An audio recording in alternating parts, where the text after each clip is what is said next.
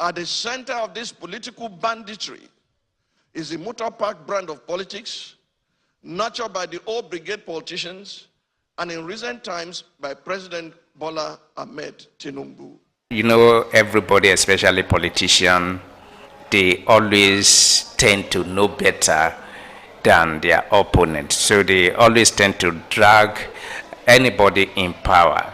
So we have religious politicians talking about Pastor Tunde Bakare. So Pastor Tunde Bakare make we call it a nationwide broadcast now, where he react to the state of the nation, and he talks so many things about the current state of the nation. But what caught a lot of people's attention was the moment he started talking about the President Bola Ahmed Tinubu, and started dragging him.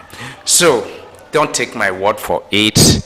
I believe we watched this video together from Pastor Tunde Bakare. You know, anybody right now can just open camera and address the nation. So in a nationwide, let me say nationwide broadcast, Pastor Tunde Bakare called out President Bola Ahmed Tinubu, especially regarding the recent declarations of the state of emergency, and he believed that the president has caged the National Assembly. All right, guys, let us watch this video from Pastor Tunde Bakare. At the center of this political banditry is the motor park brand of politics, nurtured by the old brigade politicians, and in recent times by President Bola Ahmed Tinubu. Mr. President, it is through your influence that the Nigerian National Assembly has become a haven for legislative rascality.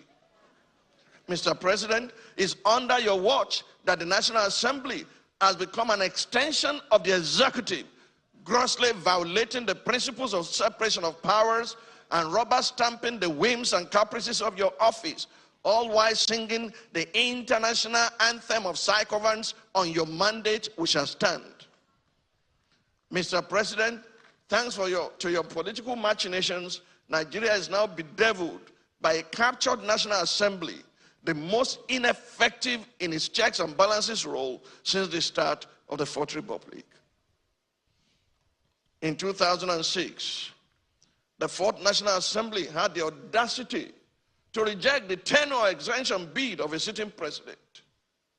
In 2010, the Sixth National Assembly summoned the courage to stand against a power hijacking cabal and restore Nigeria to the path of constitutionality by invoking the doctrine of necessity.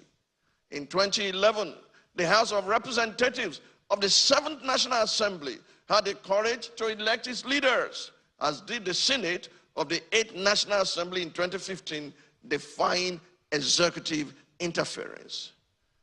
This National Assembly, the 10th, has by its unconstitutional endorsement of the President's abuse of powers proven to be the most spineless in our recent history.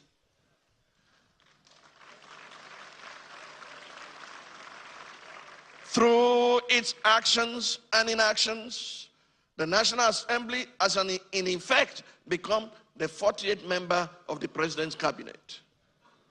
While a cabinet minister by the name of Wike, is it Wike or Wike or Wakeep?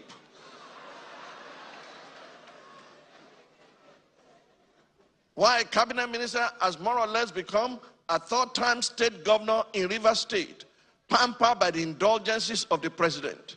Recent events have made it clear to Nigerians that had this assembly been in place in 2006, when the third-term agenda was proposed, our democracy would have since morphed into one of Africa's lamentable tales of sit-tight dictatorship.